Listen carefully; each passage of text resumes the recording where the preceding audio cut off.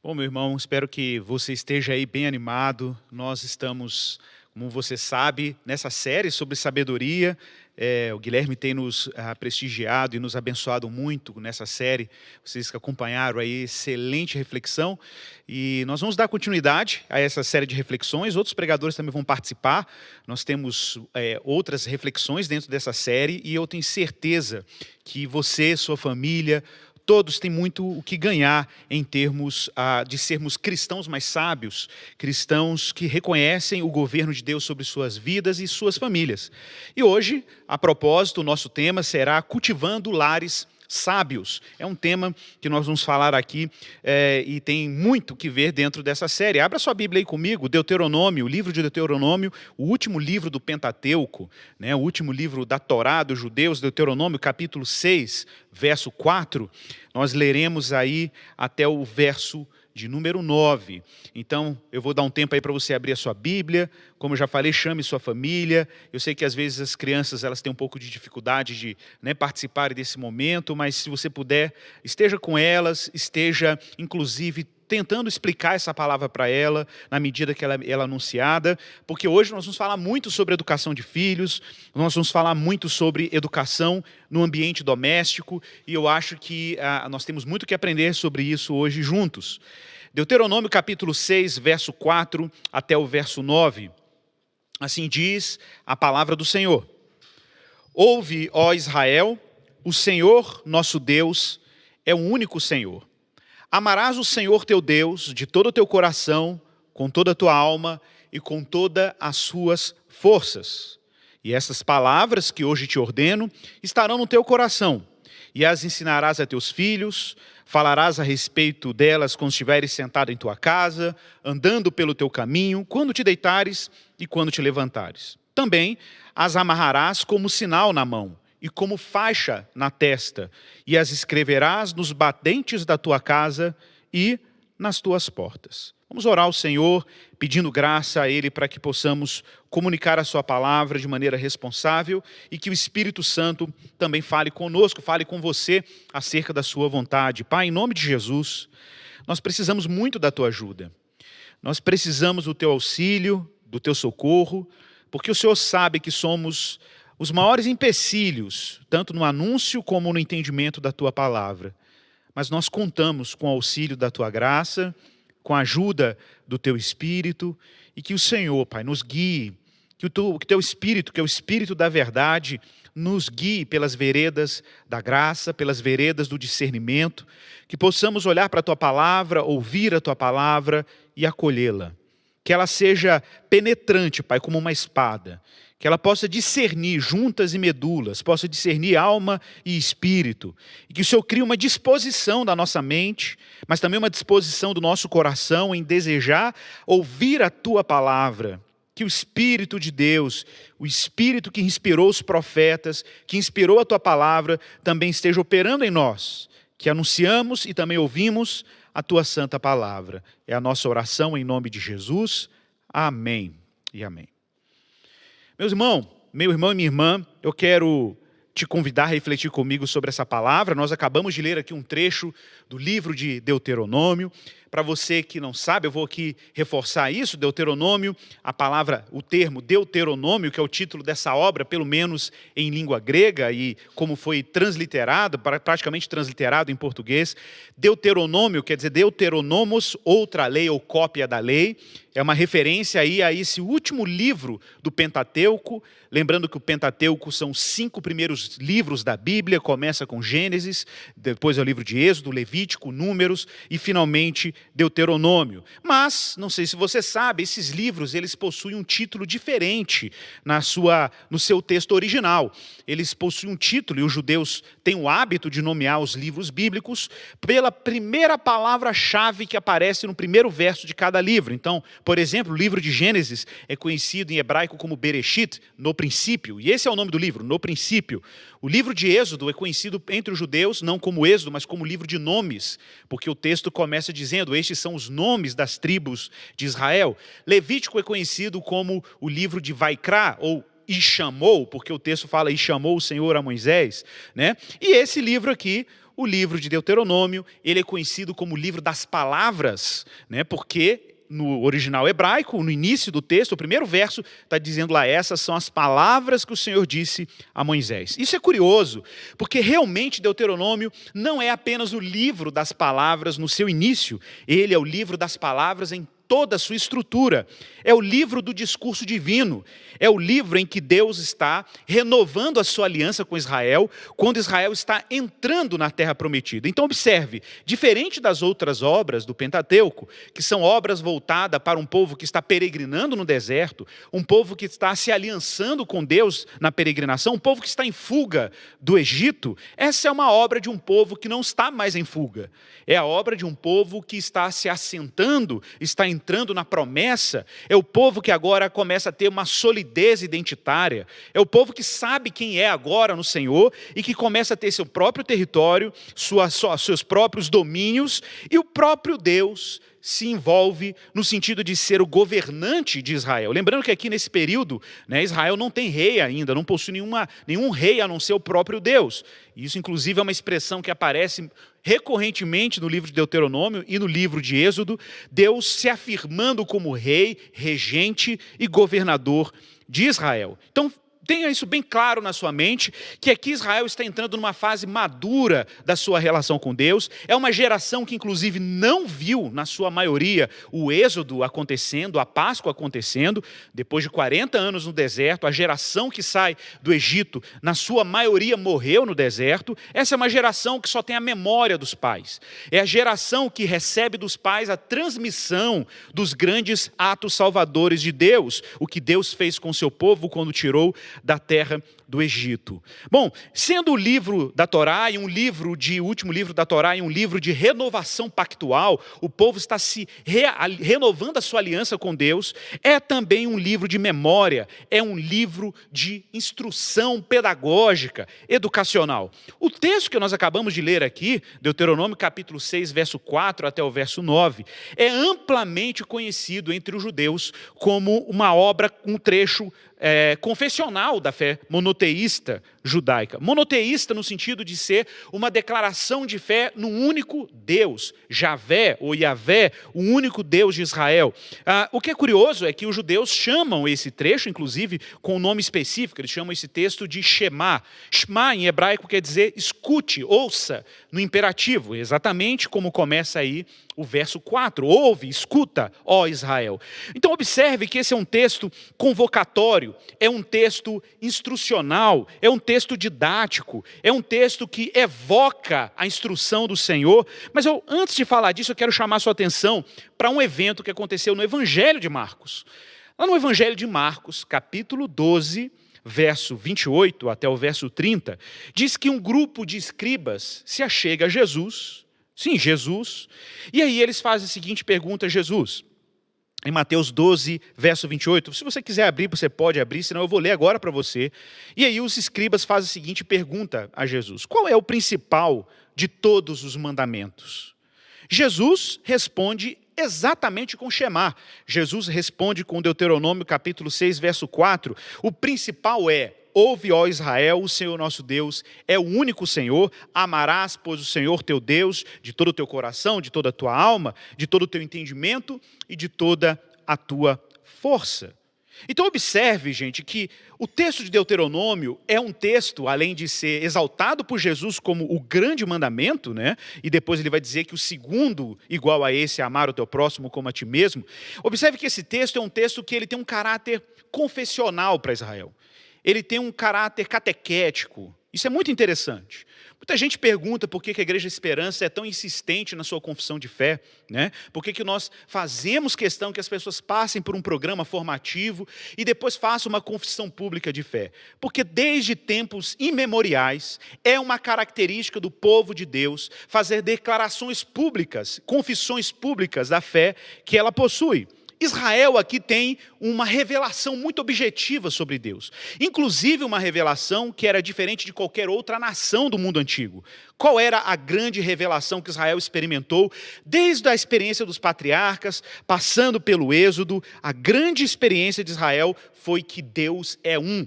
Gente, isso pode parecer intuitivo para nós hoje, mas para Israel no mundo antigo isso era completamente revolucionário. Afirmar que Deus é um, gente, era simplesmente ir contra todas as narrativas e os mitos do mundo antigo. Ir contra todas as cosmogonias, todas as histórias de origem do mundo, de origem da realidade. Era dizer que existe agora um único Deus que é a causa de tudo que existe. Não apenas, isso é importante deixar claro, que esse Deus não é um simplesmente no sentido de ser o único Deus de Israel. Porque se Israel tivesse adotado um único Deus para si e não reconhecesse esse Deus como Deus de toda a terra, Israel podia ser um povo monólatra.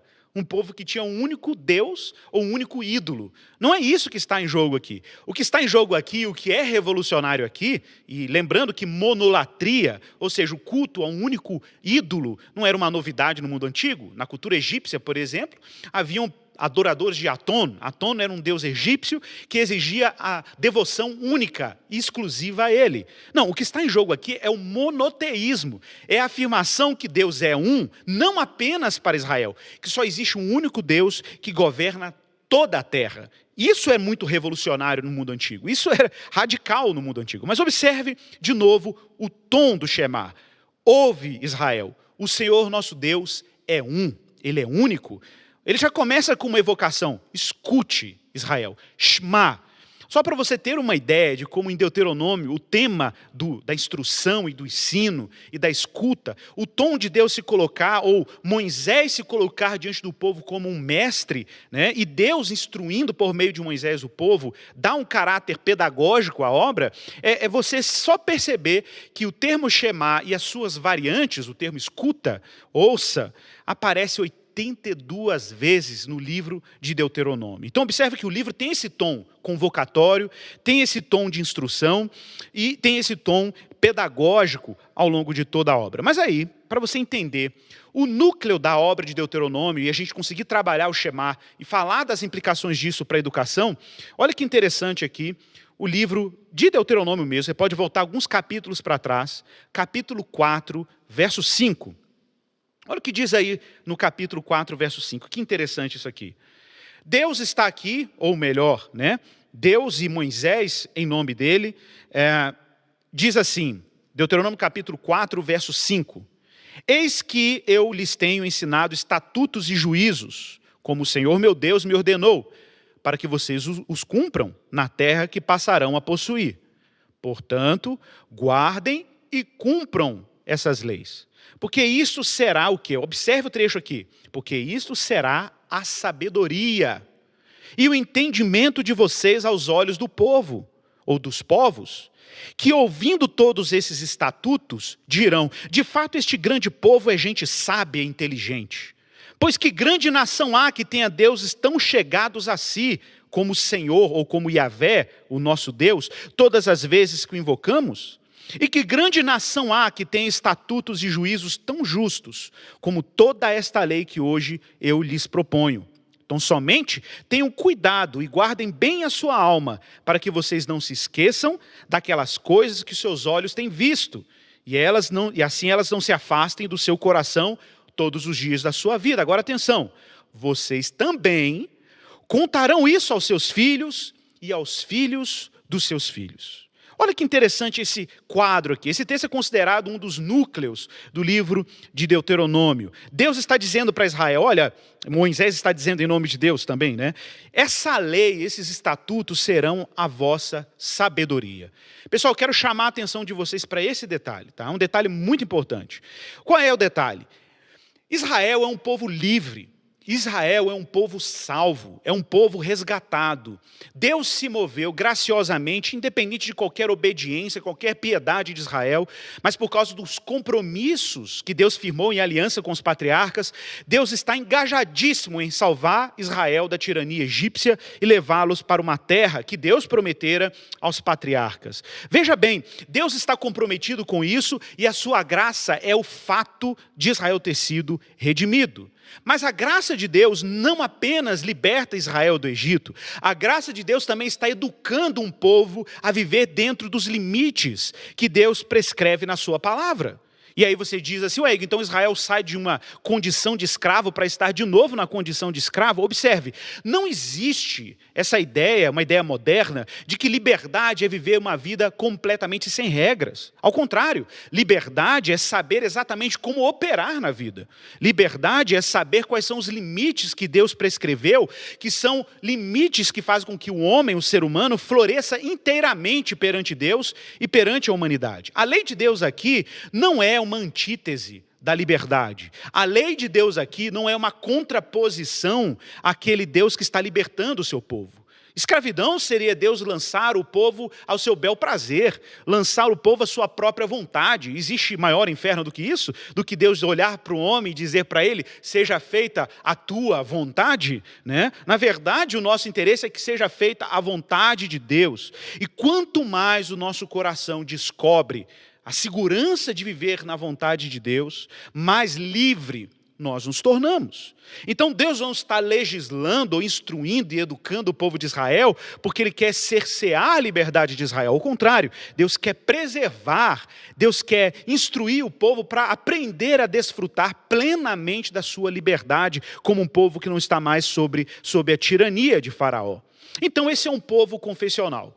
É um povo que declara que Deus é um. E, gente, afirmar que Deus é um também tem implicações diretas sobre como esse povo se relaciona consigo mesmo, com o próximo e com Deus. Dizer que Deus é um significa que agora o centro de gravidade da nação de Israel não é mais como no Egito, em que haviam vários poderes e exigindo cada um deles devoções distintas. Não, existe um único Deus que é regente de toda a realidade. Todas as dimensões da vida humana, a dimensão afetiva, o casamento, o trabalho, a guerra, a economia, as artes, todos os campos da existência humana estariam sob regência e governo de um único Deus. Olha, se Deus agora é absoluto, tudo mais é relativo a Ele, e tudo mais deve ser regido a partir dessa afirmação monoteísta. Deus é um, por isso Ele governa tudo a partir de quem Ele é. Nada mais pode se colocar em concorrência com o poder absoluto de Deus. Ao contrário, as coisas a partir da centralidade de Deus começam a assumir os seus devidos lugares. Isso é aquilo que Agostinho chamava de ordem do amor. Uma vez que Deus se torna o centro de gravidade, objeto central do nosso amor, faz com que todas as coisas acabem assumindo os seus devidos lugares na ordem de Deus. Nós estamos então aqui falando de uma ordem de relações corretas.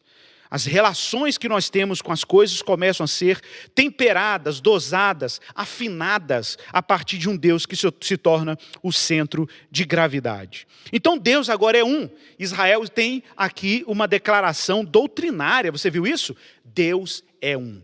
Isso é uma confissão, isso é uma declaração ortodoxa, é uma instrução doutrinária. E nós vamos ver que esse texto do Shema, ele está dividido em 3 blocos, basicamente. O primeiro deles é uma instrução doutrinária, o segundo é uma instrução doxológica, ou seja, envolve a glória de Deus, e a terceira é uma instrução pedagógica.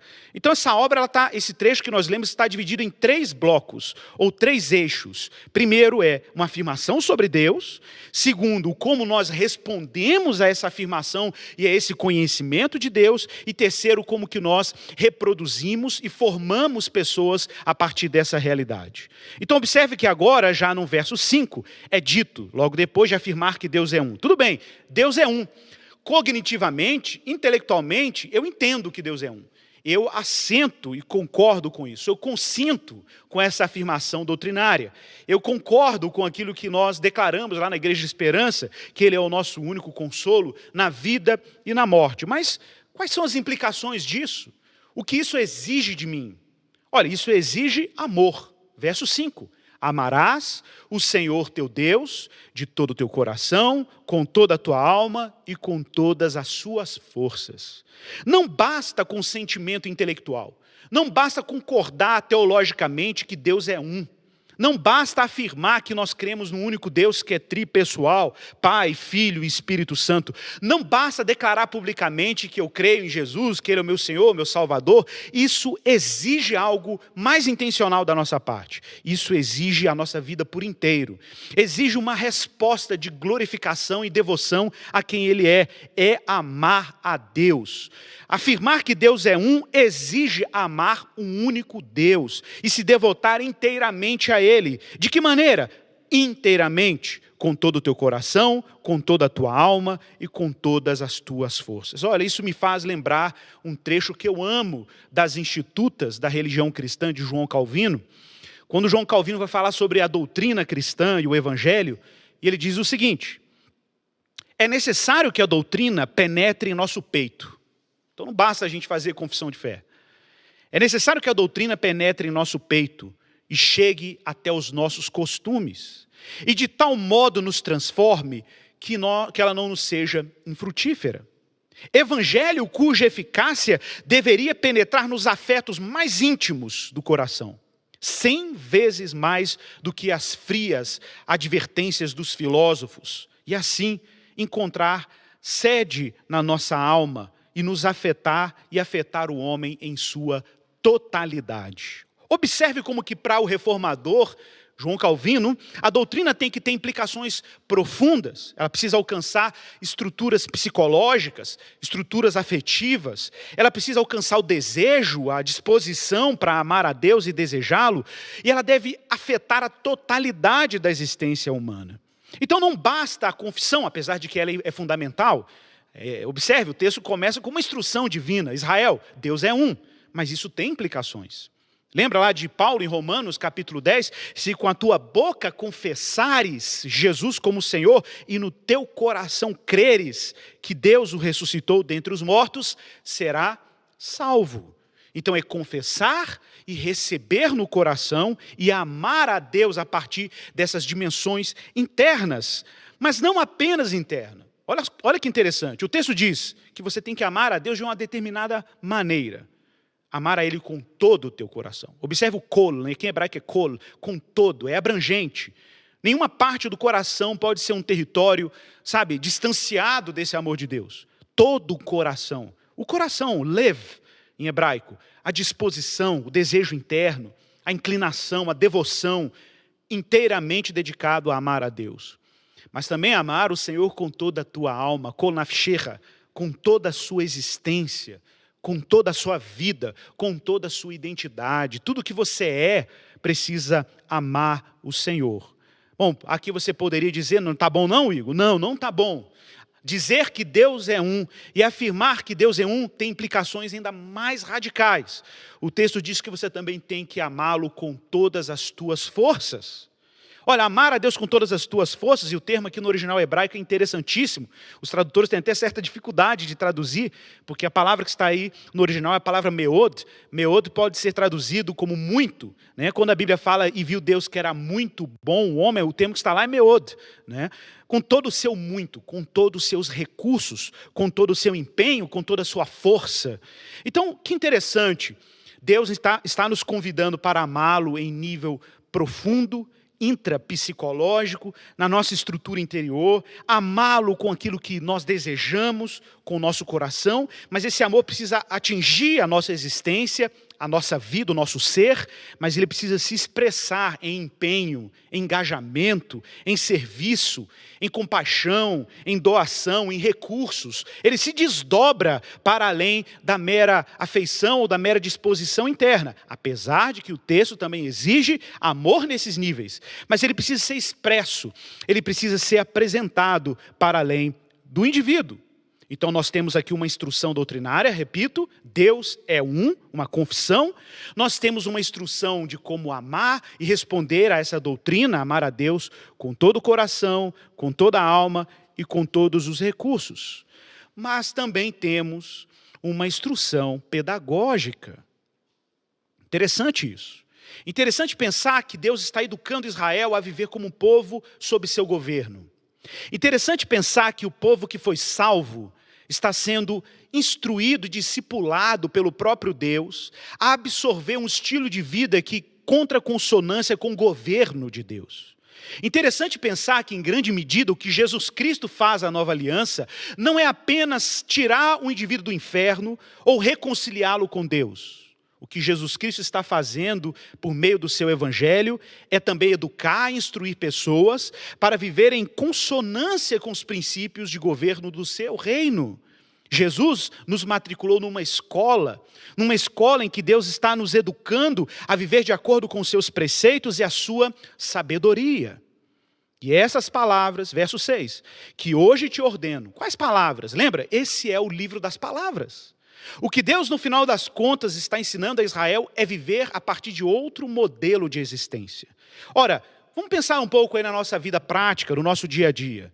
Quantos de nós pais, temos uma ansiedade enorme que os nossos filhos sejam educados, instruídos e sejam bem formados para que eles sejam competitivos no mercado de trabalho? Olha, me lembro de uma colega já falecida, nossa querida Cida Matar, uma educadora muito importante aqui em Belo Horizonte, ela já faleceu, mas eu me lembro que uma vez numa conversa com ela era diretora de uma escola cristã aqui em BH, e ela dizia para mim, Igor, era engraçado, os pais matriculavam seus filhos numa escola cristã como a nossa, e muitas vezes faziam isso porque queriam que seus filhos tivessem uma educação baseada em valores, que seus filhos não fossem de alguma maneira afetados por ideologia de gênero, né? Eles queriam uma educação cristã, mas todas as vezes, ou a maioria dos pais, quando iam matricular os seus filhos, tinham um discurso muito parecido. Olha, eu sei que essa escola é uma escola cristã, que ela ensina valores, mas será que meu filho vai ser competitivo para o mercado de trabalho, se ele for matriculado aqui? Olha, observe como que no fundo, cristãos, apesar de confessarem a fé em Deus, não conseguiram perceber ainda as implicações seríssimas na afirmação de que as suas vidas agora possuem um centro de gravidade. O centro de gravidade da vida cristã é o próprio Deus, é o Deus Trino. É nele, na unidade dele e na tripessoalidade dele que a vida cristã orbita. Então não é simplesmente dizer assim, não, eu creio que Deus é um e isso não tem implicações para a vida. Tem implicações sim. Cristãos não vivem pela sobrevivência, cristãos vivem pela palavra. É a palavra de Deus que cria o ambiente que nos forma, é a palavra de Deus que tem prioridade para a nossa existência. E é em Deuteronômio, capítulo 8, verso 3, um texto que Jesus usou também lá no Novo Testamento, que o Senhor diz o seguinte: sim, Ele te humilhou, Ele te deixou ter fome, te sustentou com maná que tu e nem teus pais conheciam. Para quê? Para que entendesses que o homem não vive só de pão, mas de tudo que sai da boca do Senhor, disso viverá o homem. Ora, qual é a razão da nossa existência? O que é que dá sentido para a nossa vida? O que é que nos move a estudar, trabalhar, dedicar tempo e energia para nos aperfeiçoarmos? Não é a mera sobrevivência financeira. A nossa vida é muito mais do que o pão. Jesus nos ensinou isso. A nossa vida é alimentada e nutrida pela palavra. É a palavra que cria a atmosfera, que vai cultivar em nosso coração uma devoção inteira a Deus. E é a partir da instrução que sai da boca do Senhor que nós florescemos como seres humanos à imagem de quem Ele é. Quem nos alimenta é o Senhor. Quem nos instrui é o Senhor. Pai, mãe, pense nisso com calma. Amanhã, se seu filho não for necessariamente bem-sucedido profissionalmente, se ele não for necessariamente bem-sucedido financeiramente, mas se ele estiver imerso e a sua vida regida pela palavra, determinada pela palavra, se ele for sábio, prudente, se ele for virtuoso, meu irmão, minha irmã, tenha-se por feliz, tenha-se por satisfeito, porque é isso que interessa transmitir aos nossos filhos. E parece meio inevitável que filhos bem formados eticamente, bem formados moralmente, principalmente bem formados espiritualmente, serão inevitavelmente homens e mulheres que darão boas contribuições para a sociedade, para a glória de Deus e o bem do próximo. E o que é o dinheiro nessa situação? Deus supre todas as necessidades, Deus supre tudo o que precisamos, mas o nosso foco deve ser entender que a nossa vida é pautada pela palavra de Deus. Essas palavras que hoje te ordeno estarão no teu coração. Mas agora existe um compromisso pedagógico por parte do povo livre, do povo que está sob governo de Deus. Falarás dessas palavras em qualquer lugar? Não, vamos falar dessa palavra sentado em tua casa, na hora do almoço, na hora do jantar, do café da manhã. James Smith, no livro dele, Você é Aquilo que Ama, ele diz: jamais subestime o poder formador de uma mesa do jantar. Jamais subestime. Meu irmão, o poder formativo que existe uma família sentada na mesa junta, partindo pão, comendo junto, compartilhando a palavra de Deus, discutindo, por que não?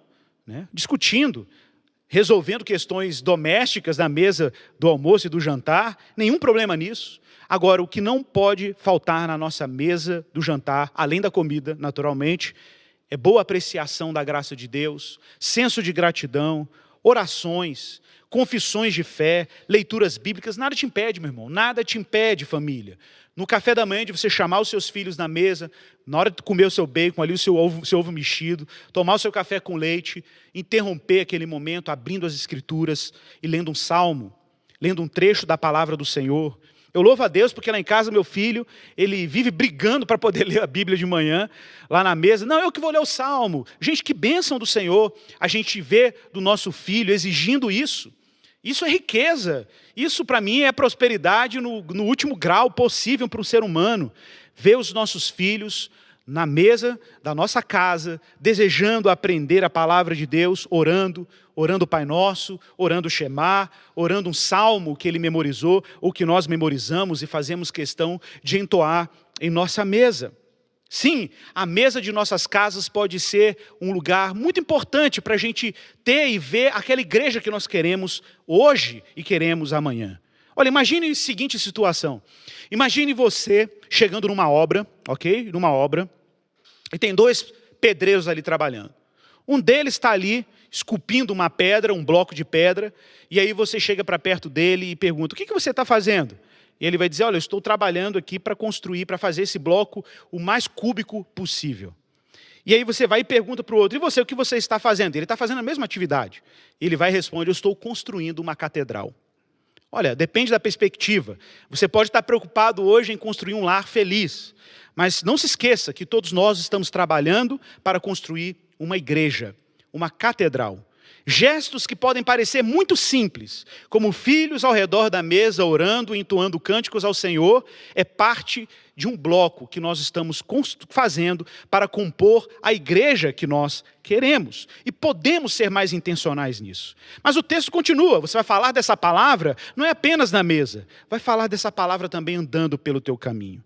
No dia a dia, não importa onde, qual a sua rotina, quais são os ritmos da sua existência. Muita gente tem essa dificuldade, me pergunta: pastor, como é que eu faço para orar mais? Meu irmão, se você tem dificuldade para desenvolver o hábito de oração, vou te dar uma dica aqui extremamente simples. Extremamente simples. Crie pequenos momentos de gratidão durante o seu dia. Pequenas pílulas de gratidão. Olha, talvez você fique idealizando aquela oração magnânima, né? Igor, eu vou orar como John Wesley orou no século XVIII, no avivamento britânico, 3 horas de oração. Não, meu irmão. Enquanto você fica idealizando a sua oração, você sabe que no final você não ora coisa nenhuma. Então, não se sabote com o seu idealismo de devoção. Faça o que for possível. O que é possível para você hoje? Se levantar da cama, olhar para o seu dia e dizer: Deus, abençoe o meu dia em nome de Jesus. É a sua primeira oração. Quando você se senta à mesa, partindo o pão, você está ali diante dos alimentos: Senhor, muito obrigado pelo alimento que o Senhor põe em minha mesa. Amém. Amém, meu irmão. É isso que você conseguiu fazer hoje. Talvez você chegue na hora do almoço e se lembre que no almoço você também precisa agradecer. Você reconhece as dádivas de Deus no mundo. No final do dia, você chama a sua esposa e faz uma oração por ela. Uma oração simples e agradece pelo dia, agradece pelo seu trabalho, pela rotina. Amém. Meu irmão, nessas pequenas pílulas de oração que nós distribuímos ao longo do dia, nós exercitamos aí as ligas e os músculos da nossa espiritualidade. E quando você assustar, orar é um hábito contínuo na sua vida. Andando pelo teu caminho, você fala da palavra, você menciona a palavra. A sua casa é permeada da palavra. A realidade dos grandes atos salvadores de Deus estão contagiando o ambiente da nossa vida doméstica. Pegue aí um catecismo, meu irmão. Leia um trecho do catecismo com seu filho, peça para ele repetir. Crianças adoram isso. Medite na lei do Senhor, na sabedoria de Deus. Conte histórias dos grandes heróis da fé, não só os heróis bíblicos, conte história dos grandes reformadores e heróis da fé cristã. Lá em casa, meu filho adora pegar o bonequinho do Lutero que eu tenho lá na prateleira, a caneca do Abraham Kuyper, o quadro do C.S. Lewis, porque eu faço questão de colocar ali os grandes heróis do nosso patrimônio espiritual e intelectual da fé cristã. Eu quero que meu filho cresça num lar em que ele reconhece que nós cristãos não somos alienados culturalmente, não somos espiritualmente alienados da nossa própria tradição e do nosso patrimônio cristão. Esses são os nossos heróis. Meu filho, esse cara aqui é mais fera do que Homem-Aranha, do que Hulk, apesar de que eu gosto da Marvel, ele é muito, muito superior a todos esses caras. Ele é um dos nossos heróis da fé, heróis da nossa tradição. Meu irmão, minha irmã, às vezes você traz o seu filho aqui para a igreja, leva ele para a salinha do Hope Kids, né? E aí você não entende às vezes porque o seu filho não quer ficar na salinha do Hope Kids. Porque grande parte da sua vida é lidar com a igreja como um ambiente estranho. E é claro que ele também vai ser estranho para o seu filho. É claro que tem exceções, mas muitas vezes o seu filho estranha o ambiente comunitário porque você estranha o ambiente comunitário. Muitas vezes você não lida com esse ambiente como a sua casa, como a sua comunidade, como o lugar que você participa junto com a igreja de Jesus, não como meros consumidores da palavra que está sendo pregada, mas ativamente como membros de uma comunidade, de um só corpo, de uma igreja batizada, de gente reconciliada. Mas o texto diz aí, em diante, ao deitar e ao levantar, no verso 7. Então essa palavra ela precisa estar comigo na hora que eu acordo, a primeira coisa do dia. Eu costumo recitar um pequeno trecho de um salmo quando eu levanto de manhã, um salmo que diz, né, tenho sempre posto o Senhor diante de mim. Diga essa frase simples de manhã, diga o Shema, o Senhor é um, e eu tenho que amá-lo de todo o meu coração, de toda a minha alma, eu tenho dificuldade para memorizar. Meu irmão, é um verso.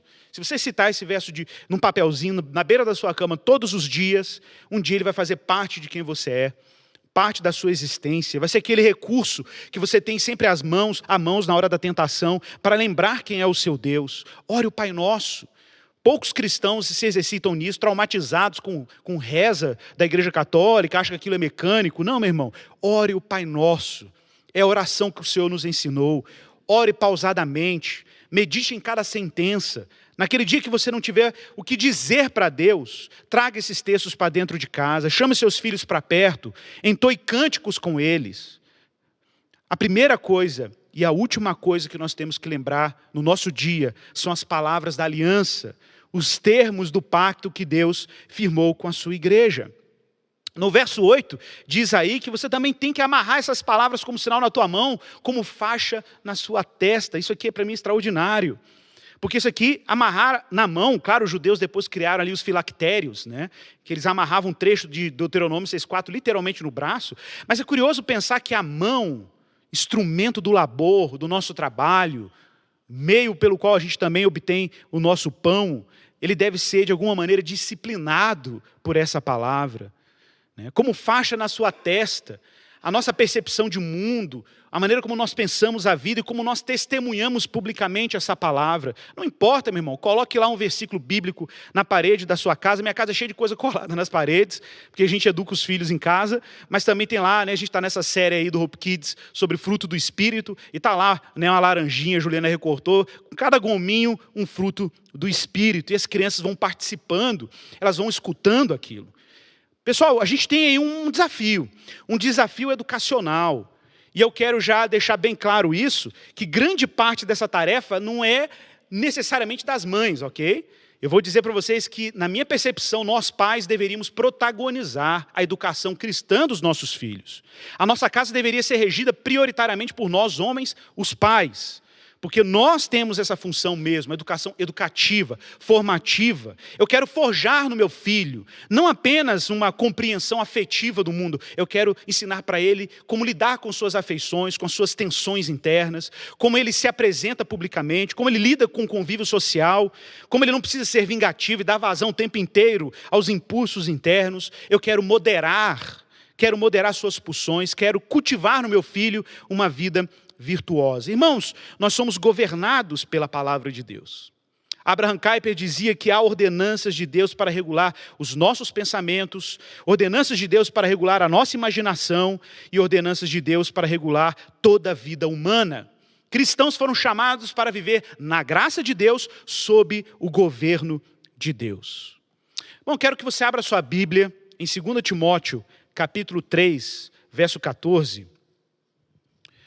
2 Timóteo, capítulo 3, verso 14. Veja que interessante, Paulo se dirigindo aqui a Timóteo.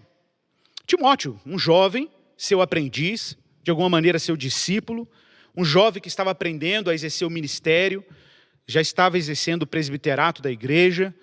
E olha como Paulo se dirige a Timóteo. Veja bem como é importante a formação cristã precoce. 2 Timóteo, capítulo 3, verso 14, até o verso 17. Paulo diz assim para Timóteo, atenção. Quanto a você, permaneça naquilo que aprendeu, em que acredita firmemente, sabendo de quem você o aprendeu e que, atenção, desde a infância você conhece as sagradas letras. Olha, Paulo está aqui se valendo de toda a formação judaica, lembrando que Timóteo tinha mãe judia, e principalmente uma avó muito piedosa, a avó dele chamava Lloyd, a mãe chamava Eunice, o pai era grego, pagão, mas a mãe era muito piedosa, era uma judia muito devota, e de alguma maneira Timóteo recebeu a instrução de como as sagradas letras tinham poder, olha o que diz aí, o poder de torná-lo sábio para a salvação pela fé em Cristo Jesus. Toda a Escritura é inspirada por Deus, útil para o ensino, para a repreensão, para a correção, para a educação na justiça, a fim de que o servo de Deus seja perfeito e perfeitamente habilitado para toda boa obra.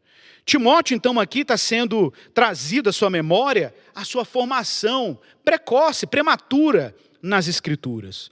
Talvez você diga assim, Igor, do que adianta eu evangelizar meu filho? Quem salva é o Senhor. É verdade.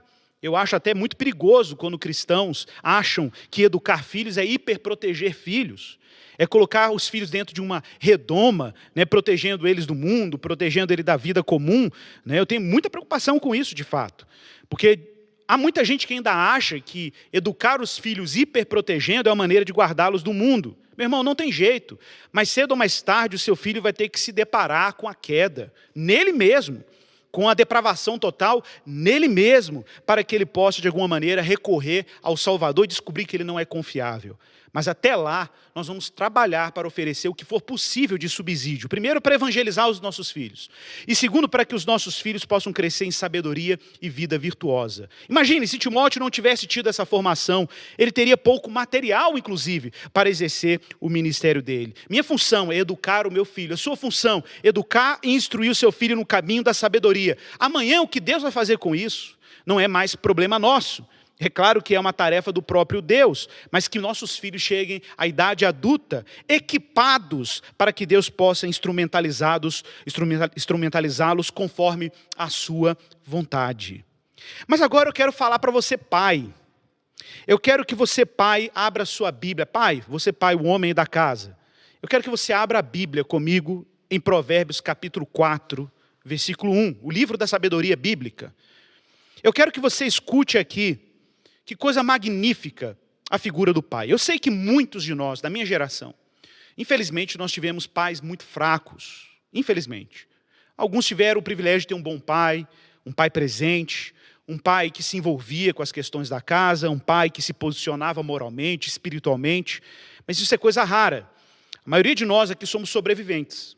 Sobreviventes de pais fracos, sobreviventes de pais ausentes, sobreviventes de pais que não honravam suas esposas, que não sustentavam a sua casa de forma digna, e não estou falando aqui de dinheiro, Sustentar no sentido de criar um ambiente de segurança para que filhos e esposa pudessem florescer para a glória de Deus. Nós temos uma chance agora, uma oportunidade no Evangelho de fazermos as coisas diferente, de não reproduzirmos o abandono e a indiferença e a ausência dos nossos pais. Olha o que diz aí Provérbios capítulo 4, verso 1. Para você, pai. Observe o tom de um pai para um filho. Meus filhos, ouçam quando seu pai lhes ensina. Prestem atenção e aprendam a ter discernimento, pois a orientação que lhes dou é boa. Não se afastem de minhas instruções. Agora preste atenção. Quando eu era filho de meu pai, filho único, amado por minha mãe, o meu pai me ensinava. A coisa mais extraordinária que existe na oportunidade que Deus nos tem dado hoje, não é que nós vamos trabalhar para formar filhos bons, é que nós vamos trabalhar para formar bons pais. Qual é a meta e o trabalho de um pai? Formar bons pais. Filhos que se lembrem de você na idade adulta. Filhos que se lembrem do modo e da maneira como você vivia Cristo na sua casa e como você educava a sua casa. Meu pai me ensinava dizendo: leve minhas palavras a sério, siga meus mandamentos, e assim você viverá. Adquira sabedoria e aprenda a ter discernimento. Olha o tom de conselho do pai. Não se esqueça de minhas palavras, nem se afaste delas. Recorrentemente, lá em casa, quando meu filho, eu tive uma experiência muito forte com o João com 3 anos, meu filho teve uma experiência que a gente cortou algumas exposições à mídia, né, a televisão, videozinho, essas coisas, e a gente lá em casa tem um determinado horário para esse tipo de consumo, né, e a nossa babá eletrônica não é a TV, definitivamente, mas tem o seu momento da TV, claro, tem o momento dele ver o desenho dele, mas dentro dos limites da nossa rotina familiar.